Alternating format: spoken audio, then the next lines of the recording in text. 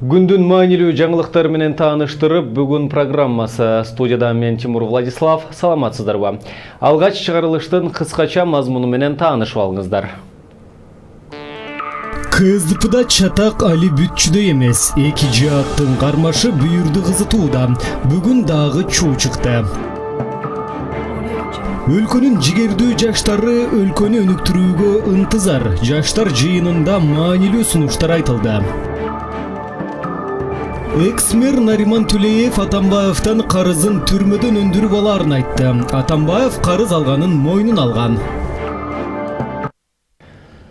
Бүгүн Атамбаевсыз КСДП кыймылы уюштурган басма сөз жыйынында чуу чыкты. Кыймылдын жетекчиси Сагынбек Абдырахманов мурдагы президент Алмазбек Атамбаевты тезинен партиядан чыгаруу керек экендигин жана жакын арада партиянын өтө турчу кезексиз жыйыны тууралуу айтып, маалымат жыйын өткөрүп жаткан. Ал жыйынга Алга Кылычев баш болгон айрым Атамбаевчылар келишип, жыйынды үзгүлтүккө учуратууга аракет кылышты. Алар өздөрүн КСДПнын мүчөлөрүбүз деп тааныштырып, Кыргызстан Абдырахмановсыз деп кыйкырып башташты. Ортодо кайым айтыш чыгып, аягын мушташууга аз калды.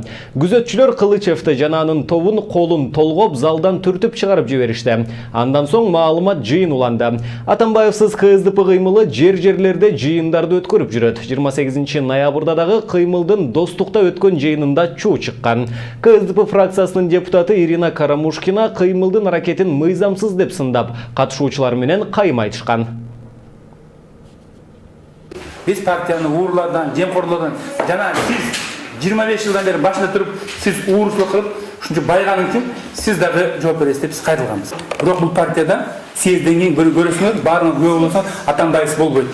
Биз бул партияны кайра жаңылап, уурулардан, жемқорлордон, ичип жегендерден, ана ошонун башында турган Атамбаевдин өзүн тазалап, биз партияны жаңы жолго алып чыгабыз. Экс-мэр Нариман Тулеев азаттыктын секрети власти берүүсүнө кенен маек берип, Атамбаев менен самолетто жолугуп калганда эмнелер тууралуу сүйлөшкөнүнөн кеп салды. Алардын жолугушуусунда Тулеев Атамбаевка карызыңды төлө деп айткан экен. Анын айтымында Атамбаев Тулеевдин атасынан карыз алган. Атамбаев карыз алганын мойнун алып, бирок мен карызымды өкүл балам аркылуу берип жибергем деп актанган. Бирок өкүл баласы Атамбаевтан эч кандай акча албагандыгын айтканда, Тулеев Фарид Ниязовго жазып, жума күнү акчаны даярдап койсун дегендигин айтты. Ал убакытта дагы акчасын ала албаган экс-мэр Фарид Ниязов аркылуу буларды айттырган. Атамбаев карызым бул жакта төлөбөсө зонага түшкөндө төлөтүп алам. Ал жактан карызды өндүрүш жеңил болот дегенин айтты. Ошондой эле ал жакында өткөн курултайдын Атамбаевдин экс-президенттик кол тийбестигин алып салуу менен аны кылмыш жоопкерчилигине тартуу тууралуу чечимин колдой тургандыгын билдирген.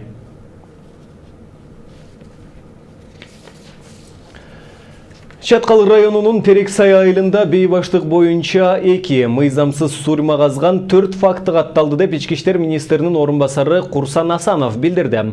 Парламентте милициянын Шумкар Атайын багыттагы полкунун кызматкерлеринин жеке менчик компания иштеткен жерди кайтарганы мыйзамдуубу деген суроо көтөрүлдү. Кыргыз алтын ишканасынын башкармалыгынын төрагасы Алмаз Алимбеков инвесторду коргоо аракети көрүлдү деп маалымдалды. Буга чейин Терексайдагы кенде 15 бала милицияга кол көтөрүп сабагандык үчүн камакка алынышып, сот алардын 6-оосун 2 айга, 9-ун 1 айга камакка алууну тууралуу чечим чыгарды. Бирок Терексай эли окуя башталганга чейинки сабалган бала үчүн милиция жазага тартылбай жатат деп нааразы болуп келишет. Алардын айтымында түрк фирмасын кайтарган Шумкардын кызматкерлери короого кирип кеткен жылкысын алып чыгууга бараткан жигитти киргизбей кыжылдашышкан. Ортодо келишпестик чыгып, кийин ал баланы колу буттан алып короого сүйрөп киришкен. Ага жардамдашууга барган классташтар менен милициянын ортосунда чыр чыккан. Окуя ырбап, депутаттар дагы кийлигишүүдө. Эл өкүлдөрү Рыскелди Мамбеков, Жанар Акаев, Айзада Касымалиева жергиликтүү бийликти жана өкмөттү айыпташты.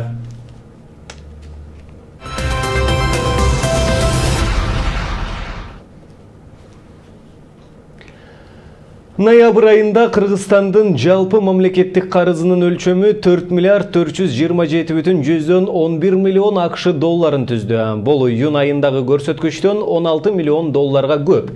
Анын басымдуу бөлүгүн тышкы карыз түзөт. Финансы министрлиги бүгүн тараткан маалыматка караганда, Кыргызстандын эл аралык уюмдарга жана чет мамлекеттерге карызы 3 миллиард 860 миллион доллардан ашат.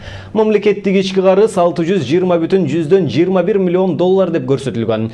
Маалыматка караганда 4 айда ички дагы, сырткы дагы карыз көбөйгөн. Кыргызстандын эң көп бересеси Кытайдын экспорттук-импорттук банкына туура келет. Ага Бишкек 1,7 миллиард долларга жакын сумманы төлөшү керек. Бул тышкы карыздын 44%га жакынын түзөт. 2018 жылдын сентябрында мамлекеттик карызды тейлөөгө бюджеттен 3,3 миллиард сомго жакын акча бөлүнгөн. Бүгүн 7 декабрда Жогорку кеңештин жыйындар залында Жаштар платформасынын кезектеги жыйыны болуп, демилгелүү жаштар Кыргыз Республикасынын өкмөтүнө өлкөнү өнүктүрүү максатындагы демилгелерин сунуштады. Жигердүү жаштардын сунуштары тууралуу кийинки сюжет.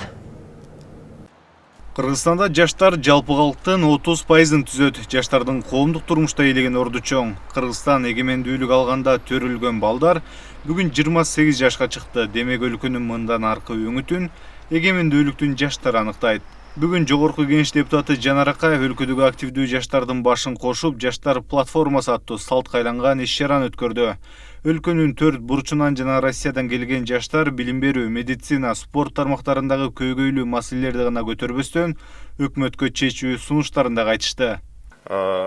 Бизде азыр жаш курактагы бир топ мындай өзгөрүп баратат. Мисалы, тарыхты карай турган болсок, көп жаштар менен биз мына региондорго чыгабыз, иштешебиз. Кыргызстанды бир мындай асмандан түшүп калгандай же өзү эле даяр эле Кыргызстан болгондой элестетет да.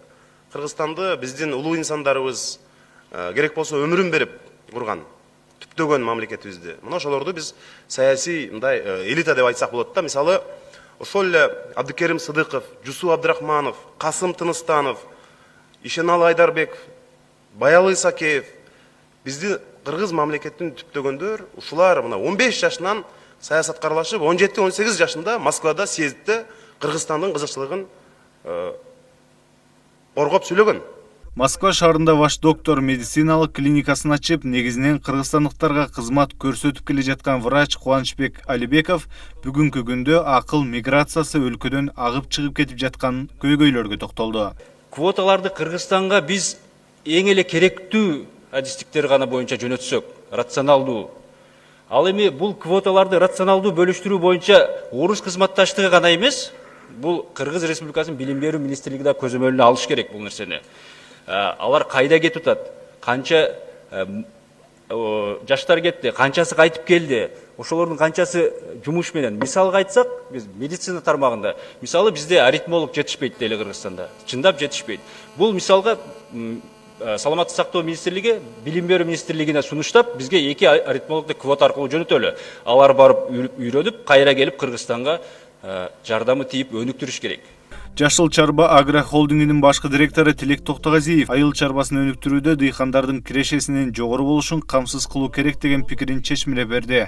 Тилек Токтогазиев көнөсканаларындагы түшүмдүүлүктү бир зыянкечти жок кылуу менен 2 эсе көтөрө алгандыгын, Кыргызстандагы 2 буттуу зыянкечтерди жок кылуу керек экендигин айтты. Эми биз деле Казакстанга окшоп бюджеттик квоталарды көбөйтсөк болот. Мен жакында эле Европа мамлекеттерин кыдырып жүрүп, Германия, Чехия, Польша көптөгөн окуу жайларын кыдырып, анан барып сурандым да, өзүбүз билим берүү тармакта иштеп аткандыктан, бизге Кыргызстандын жаштарынын потенциалы абдан бийик. Бизге бюджеттик квота бергиле деп. Алар айтышты, силерге жеке компанияга же жеке адамга биз бюджеттик квота бере албайбыз деп. Биз бир гана билим берүү жана илим министрлиги, же болбосо жогорку окуу жайлар менен, же болбосо ушундай ири мамлекеттик компания, мамлекеттик ишканалар менен гана иштеше алабыз деп. Анан ошого байланыштуу бизде мына көп жылдан бери ар түрдүү ушундай иш-чараларды айтылып келе жатат. Фонддор түзүлүш керек, биз миллион акча, миллиондогон долларларды корутушубуз керек депчи. Андай фонддордун бизге кереги жок, менин оюмча. Көптөгөн акча сарптоонун деле кереги жок. Менин бүгүнкү конкреттүү өкмөткө сунушум, билим берүү жана илим министрлигинин алдында атайын бир институт түзүп, же болбосо эл аралык отдел бөлүмдүн ичинде кошумча бир бөлүм ачып, ушул билим берүү жана илим министрлиги бюджеттик квоталарды көбөйтүү механизмин иштеп чыгыш керек. Ал эми жаш экенине карабай бир нече тил үйрөтүү борборлорун ачкан Нурсултан Кубанов чет мамлекеттерге окууга жиберүүнү жакшы жолго салууну сунуштады. Нурсултан Кубановдун айтуусунда Казакстан болочок деп аталган программа аркылуу 25 жылдан бери 12 000 баланы окутуп, анын 10 000-и Казакстанда иштеп жатат. Ал эми Кыргызстанда 21-кылымдын кадрлары деген программа менен окугандар кайда, эмне болду, статистика дагы жок деди. 5 жылдан бери мен өлтүрүп албай койгон зыянкеч бар болчу. Ушундай эле жакшы технологиялар алып келгенден жоготтук да. Бул түшүмдүүлүгүбүздү где-то 2 эсе көтөрдү. Анткени зыянкеч жок болуп калды да. Эми менде сураныч, урматтуу өкмөт мүчөлөрү, силер дагы биздин коррупция менен байланышкан зыянкечтерди, эки буттуу зыянкечтерди дагы ушинтип кичине тыйып койсоңор жакшы болот эле да. Анткени бул да бизден эме бар да. Границадан ачык болуп аткандан кайра эле биз мындай кыйналып атабыз. Андан тышкары ошол границадан кайра эле бул бадыраң, помидор, көп продукциялар биз жака кирип кетет, Кыргызстанга. Бирок биз болсо чыгара эле десек, мына баарыңар билесиңер, Өзбекстан жаңы башталып тиги жазында айтты эле министерстводончу. Өзбекстанды ачтык, баарыңар киргиле, баарыңар картошка, чеснок өстүргүлө деген көзүндө эмне болду? Жабып койду. Биз эчтеке чыгара албай, биякта 5-6 сомдон картошка сатылып калды да. Бирок ал деген негизи ошондой сөздөр үчүн менин оюмча өкмөттүн мүчөлөрү бул кылмыш иш деп ойлойм. Ошол үчүн жоопкерчиликти да тартыш керек го деп эсептейм да. Иш-чарага жаштардын жана эл аралык уюмдардын өкүлдөрү, Жогорку кеңештин депутаттары, вице-премьер-министр Алтынай Өмүрбекова баштаган өкмөт мүчөлөрү, мамлекеттик органдар менен мекемелердин жетекчилери да катышты. Президент Сооронбай Жээнбеков кол койгон жарлыкка ылайык Бишкек шаарынын Свердлов райондук сотунун судьясынын ыйгарым укуктарын жүргүзүп жаткан Дөөлөтбек Турдукожоев жергиликтүү соттун судьясынын кызматынан четтетилди. Ал соттор кеңешинин тартип комиссиясынын сунушунун, башкы прокуратуранын аны кылмыш жоопкерчилигине тартууга берген макулдугунун негизинде иштен алынганын президенттин басма сөз кызматы кабарлады. Ушул жылдын башында Кыргызстанда криминалдык чөйрөдө Алтуха деген кайманат менен таанымал Алтынбек Ибраимов эркиндикке чыккан учурда судья Турдукожоевдин аты аталган. Алтынбек Ибраимов шериги Тынчтыкбек Орозалиев экөө 2015-жылы адамды мыйзамсыз эркинен ажыраткан, опузалап акча талап кылган деген айып менен камакка алынышкан. Ишти былтыр Свердлов райондук соту карап, судья Турдукожоев опузалап акча талап кылганы далилденген жок деген негизде аларды актаган. Ошол эле маалда баңгизат сактаган деген айып боюнча 4 жылга күчөтүлгөн тартиптеги абакка kesкен. Бирок кылмыштын мөөнөтү өтүп кетти деп экөөнү тең абактан бошотуу тууралуу чечим чыгарган. Кочкор Ата шаарында жайгашкан Кыргыз мунай газ ишканасында экинчи рет мунайды жашыруу фактысы катталды. Бул тууралуу Азаттыкка ишкананын юристи Эдил Чаканов билдирди. Маалыматка караганда, өткөн айдагы текшерүү учурунда Кочкор Атадан Жалал-Абад шаарына түтүк менен мунай жеткирген кайырма насостук станциясында бир эле күндө 130 000 сомдон жашырылганы катталган. 4 кызматкер жумушунан айдалып, материалдар укук коргоо органдарына өткөрүлүп берилген. Өткөн айда дагы 300 тонна мунай уурдоо фактысына ылайык милиция кылмыш ишин козгогон. Кочкор Атадан Жалал-Абадка чейин түтүктөр аркылуу жеткирилүүчү мунайды орто жолдон белгисиз бирөөлөр түтүктөрдү тешип, агызып алып жатканы аныкталган. Мекеменин коопсуздук кызматы уурулукка милиция аралашкан деген маалымат берген болчу. Учурда алыш боюнча тергөө жүрүп жатат. 2,5 миң адам иштеген Кыргыз мунай газдын 85% акциясы мамлекеттик мүлк фондуна, калганы элге тиешелүү. Быйыл 10 айда 90 000 тоннадан ашык мунай өндүрүлүп, планды ашыгы менен аткарууга жетишти. Соңку 2 айдын ичинде Борбор калаадагы Ош базарынын аймагынан жарандар жоготуп алган 398 паспорт табылды. Аны менен катар 7 ID карта, 14 айдоочулук күбөлүк жана 7 студенттик күбөлүк милиция кызматкери тарабынан табылгалар бюросуна өткөрүлүп берилген. Бул тууралуу мамлекеттик каттоо кызматы билдирип, жарандарды өз документтерине сак болууга чакырды.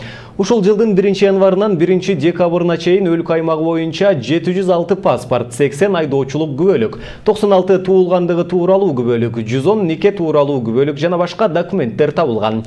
Калкты жана жарандык абалдын актыларын каттоо департаменти жоголгон документтерди каттоого алып, ээлерине кайтаруу максатында укук коргоо органдары менен тыгыз иштешет. Өздүк документиңизди жоготкон болсоңуз, мүмкүн сиздики дагы булардын арасында болуп калышы ыктымал. Бюрого кайрылып көрүңүз.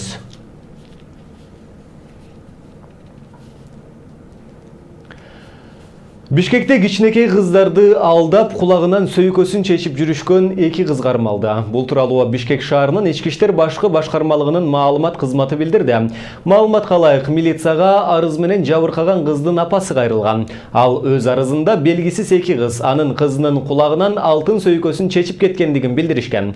Кылмышка шектүүделип 1999-жылы туулган 2 кыз кармалышты. Мындан сырткары кармалган кыздардын үстүнөн алдамчылык боюнча дагы 5 арыз келип түшкөн. Кылмышка шектүүлөр 2 айга камакка алынды. Кыздардан жабыркаган жарандар 0553 10 22 43 0703 00 36 00 номурлары аркылуу Октябрь райондук ички иштер бөлүмүнө кайрылсаңыздар болот. Ушуну менен бүгүнкү чыгарылышыбыз соңуна чыгат. Кайрадан эфир аркылуу амандашканча сак саламатта туруңуздар.